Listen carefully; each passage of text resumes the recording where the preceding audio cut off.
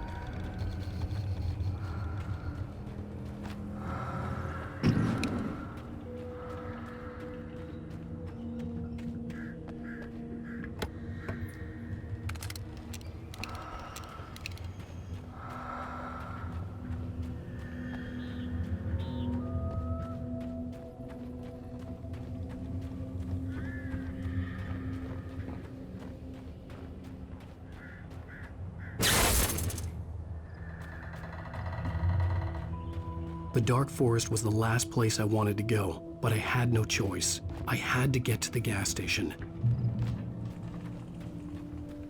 It's rabbit season!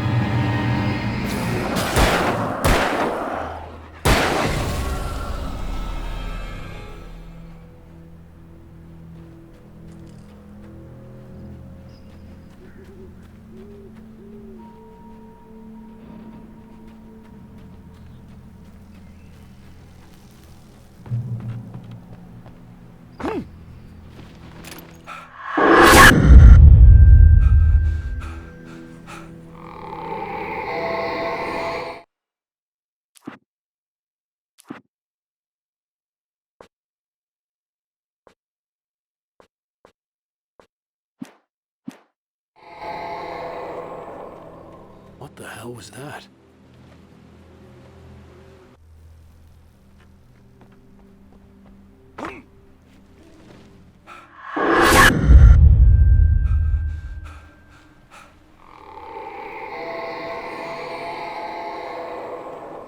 What the hell was that?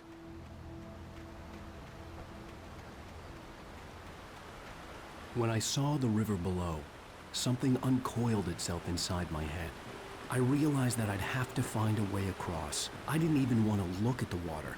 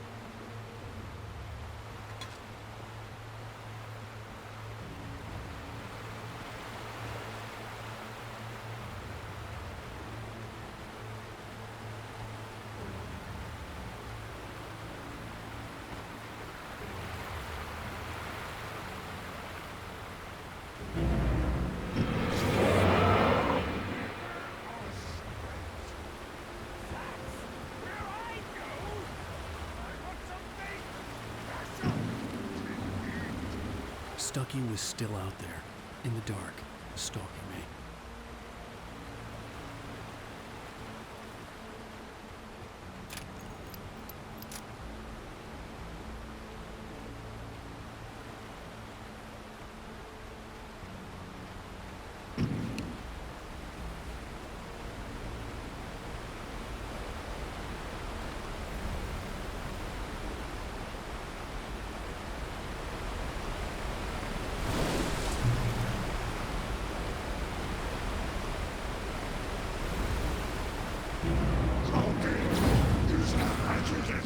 occupation.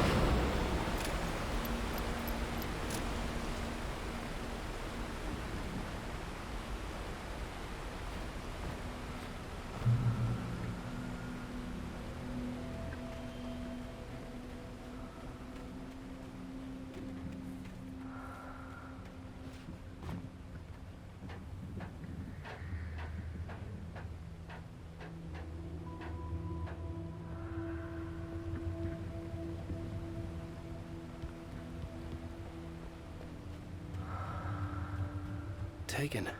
They're taken. Eerie hand-painted graffiti was revealed by my flashlight. Someone had hidden a chest of supplies near it.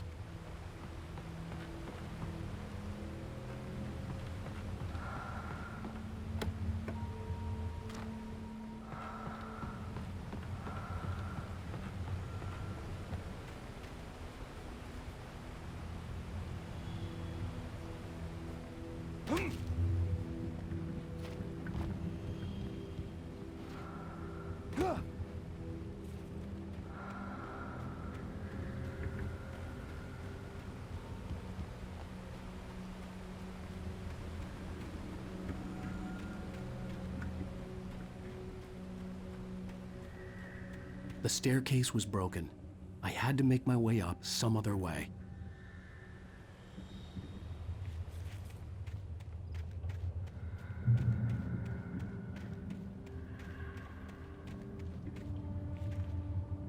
There was no power.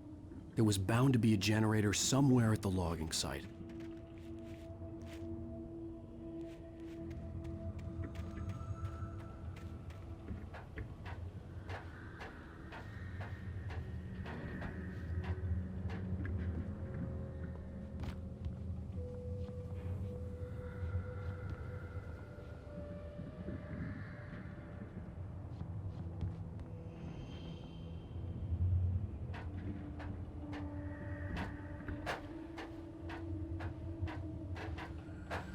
With all this forestry equipment around, there had to be something I could use to reach the top.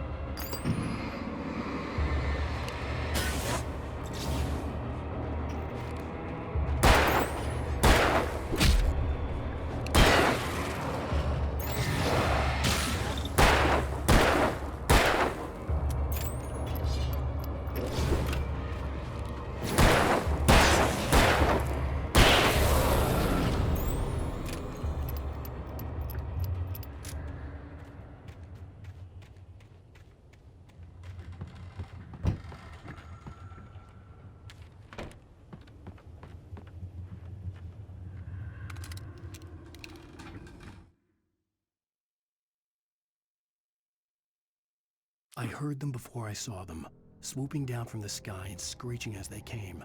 I spun around just as the cloud was upon me. For an instant, I stared into 100 dead eyes, black pearls glittering in the darkness. I raised the flashlight and the swarm exploded like fireworks. Feathers burned, turned into ash. I couldn't hear my scream above theirs.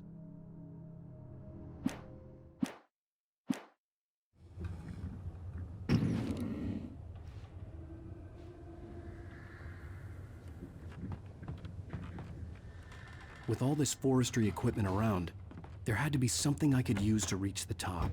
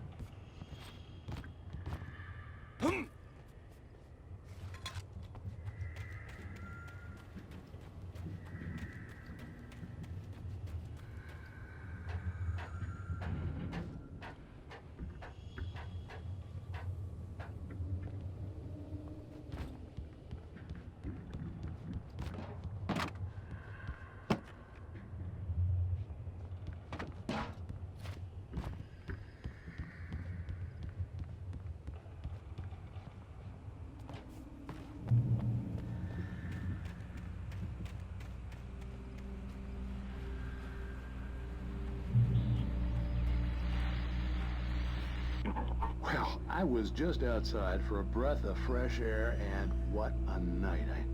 I know most of you are probably in your beds by now, but if you're still up and around, take a moment.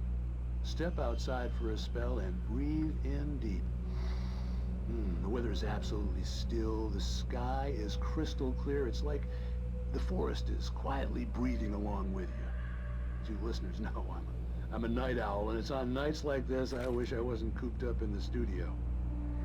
Makes an old man like me wish I could just roam wild. But here I am, and who'd keep you company all night long if I weren't? It looks like I'm not the only one staying up late. Caller, you're on the air. Hey, Pat, it's Maurice Horton. Hello, Maurice. What are you up to? Well, I was just taking Toby on his walkies. Oh, isn't it beautiful out there? Sure, but Pat, the reason I called is that Toby heard something rustling in the undergrowth and took off after it, and I couldn't find it. Probably a rabbit. Sure. Toby loves rabbits. Well, sure. Anyway, I figured that, if anyone runs into Toby, they could grab him. My number's on his collar. And Toby's a friendly dog?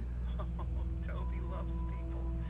Usually he comes back, but we were pretty far from home, and it sounds like he went pretty wild there. Great dog, but he's just too dumb for his own good. Well, Maurice, it's out there now. Hope Toby comes home soon. Yeah, thanks, Pat. You have a good night now.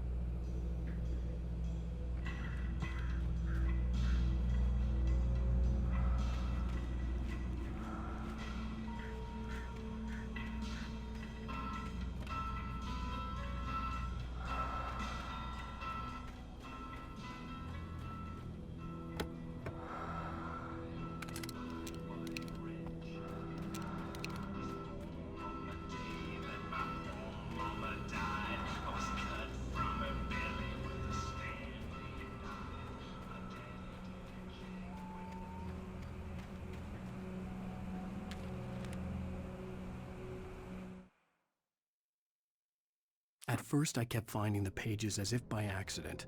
The book I couldn't remember was either a terrible and true prophecy or an act of creation that had rewritten the world. I began to hunt the pages feverishly, for they held the answer to the mystery. With it, I could save myself. With it, I could save Alice.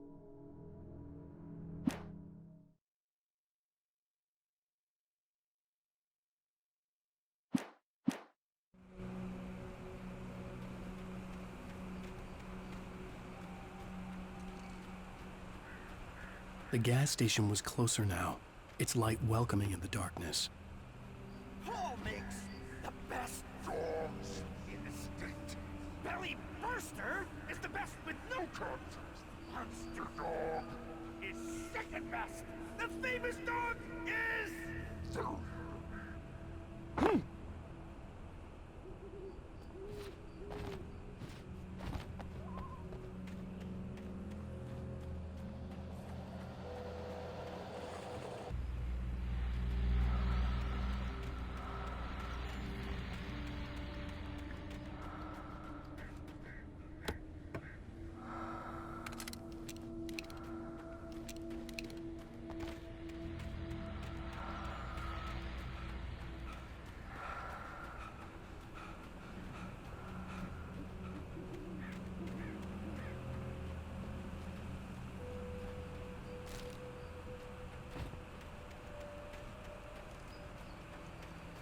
The gas station was closer now, its light welcoming in the darkness. Paul makes the best dogs in the state. Belly Burster is the best with no contest. Monster Dog is second best. The famous dog is...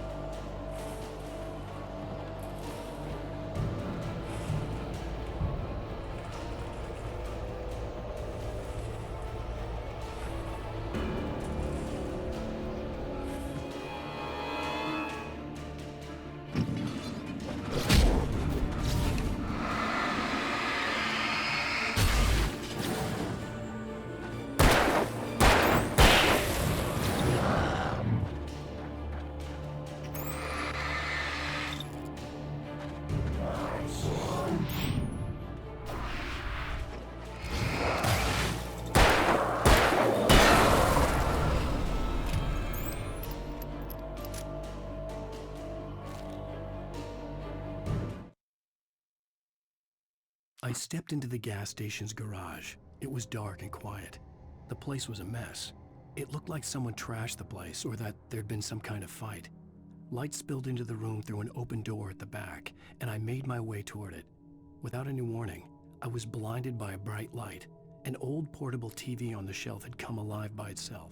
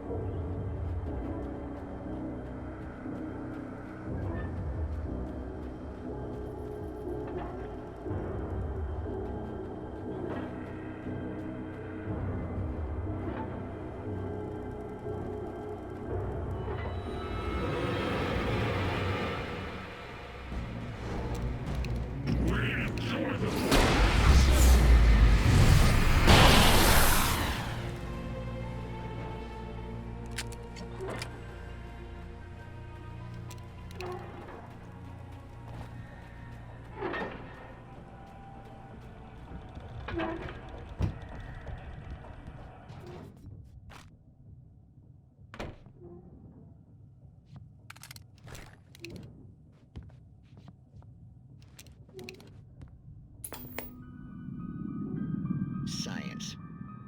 It bestows immortality on those who advance it to elevate all of mankind. Newton, Einstein, Sagan, princes among men. But the price for such a legacy is steep indeed. In Night Springs. Tonight's episode, a quantum suicide. If our lives are already written, it would take a courageous man to change the script. Having called a press conference, Dr. Barclay Colvin is about to demonstrate that very courage. Ladies and gentlemen of the press, I am Dr. Barclay Colvin, and I'm glad so many of you could join me here at the Moorcock Institute. Tonight, I'm going to give a practical demonstration of the many worlds interpretation. As you can see, this is a loaded 9mm pistol. It shall be part of a thought experiment.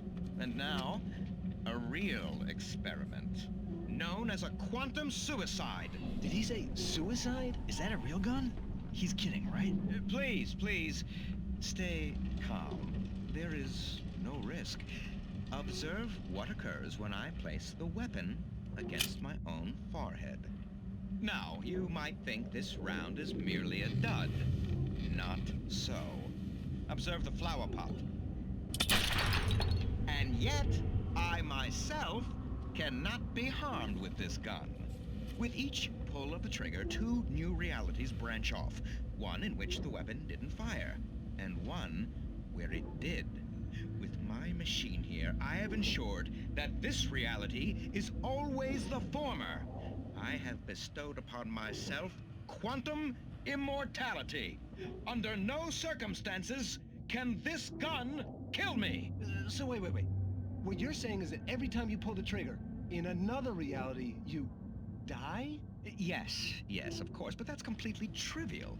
There's an infinite number of things that could happen at any moment, and they always do happen somewhere. The point is, this one thing did not happen here. You're insane, Colvin. Insane? Insane? Hey, was this thing supposed to be plugged in? I stumbled on it. You fools! Gaze upon quantum immortality.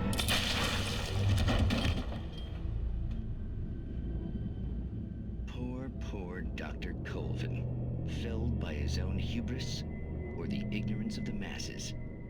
Perhaps he should have left the crate unopened, the decaying atom unobserved.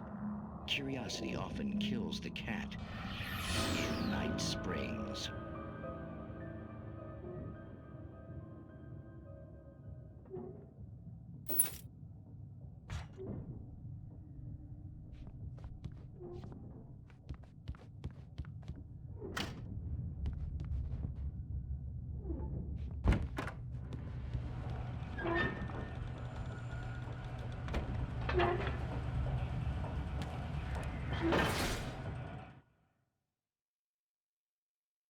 The cabin on Cauldron Lake?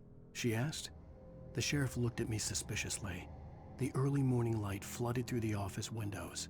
I would probably never have gotten out of the woods alive without her help, but I couldn't tell her the truth of what I'd faced the previous night.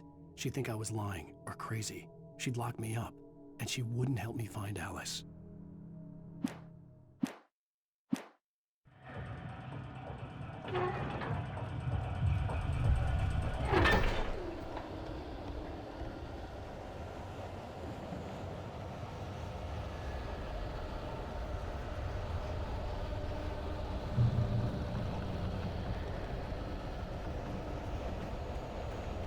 Changing a scoreboard working is not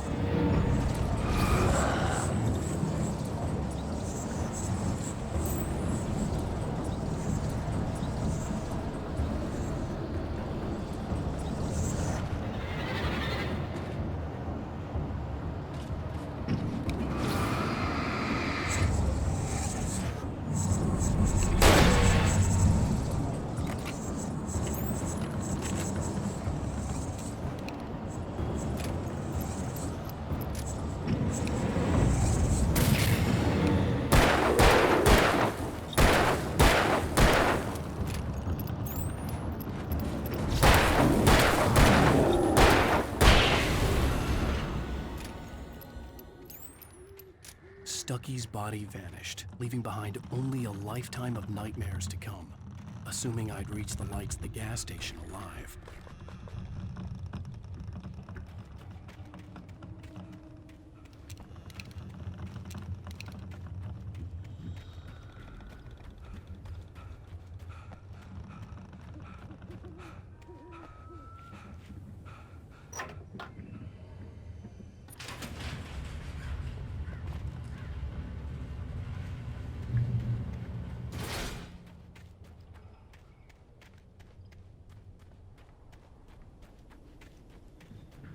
I recognized the parade float I had seen in Bright Falls when I first arrived with Alice.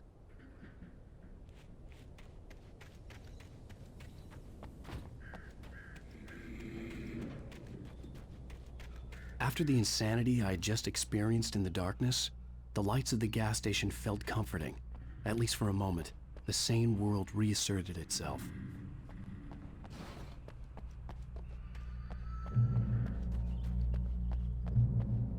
The garage was a mess. It looked like someone had trashed the place, or that there'd been some kind of fight. All right. I'll keep writing. Outside, there's only darkness. Outside the cabin, outside the story, there's only darkness. I can feel her presence in the dark. Just now, I could smell her perfume in the room. I'll reach her. I'll fix it up. I'll bring her back. The story will come true. If I stop, she's lost. I don't believe this. It'd been me on the TV, talking crazy. Was I losing my mind?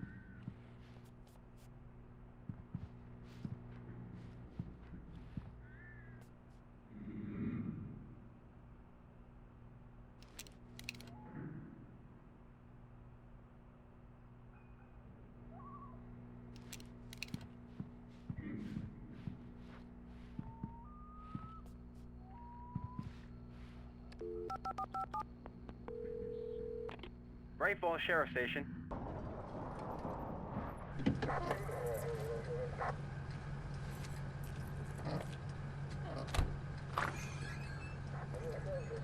Oh, thank God, Sheriff. Sheriff Sarah Breaker. You are... I'm Alan Wake, but listen, I was in a car crash. My wife, Alice, she's missing. Calm down, Mr. Wake. We were staying in a cabin on the island, on Cauldron Lake. There's no island on Cauldron Lake, not since the big eruption in the 70s. Please, I can take you there, okay? You look like you've taken a pretty bad knock to the head. Are you okay? Listen. We'll figure this out. Please get in the car. We'll swing by the lake and then we'll go to the station, okay? Mr. Wake, have you seen Stucky, the guy who owns this place? I realized I couldn't tell her what had happened in the forest. She wouldn't have believed me. And then she wouldn't have helped me with Alice.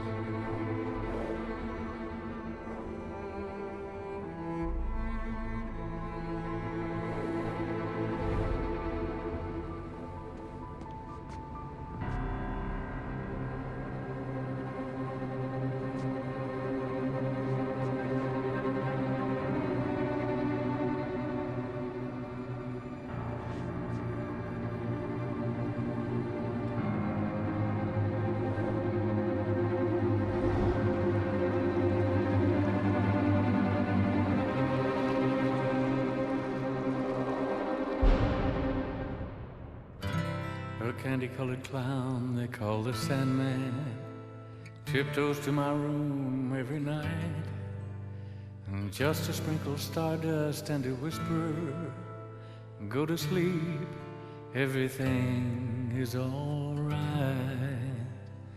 I close my eyes, then I drift away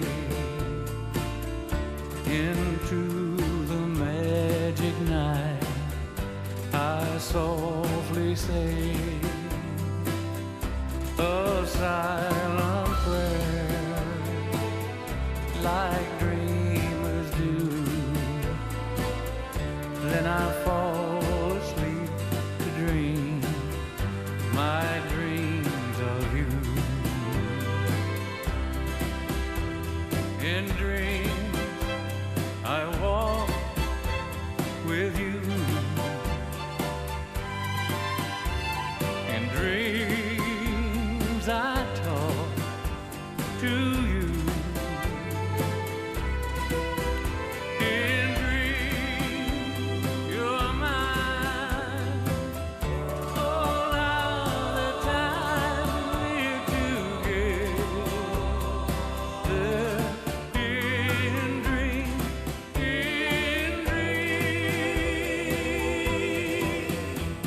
but just before the dawn, I'll wake and find you gone. I can't help it, I can't help it if I try. I remember that you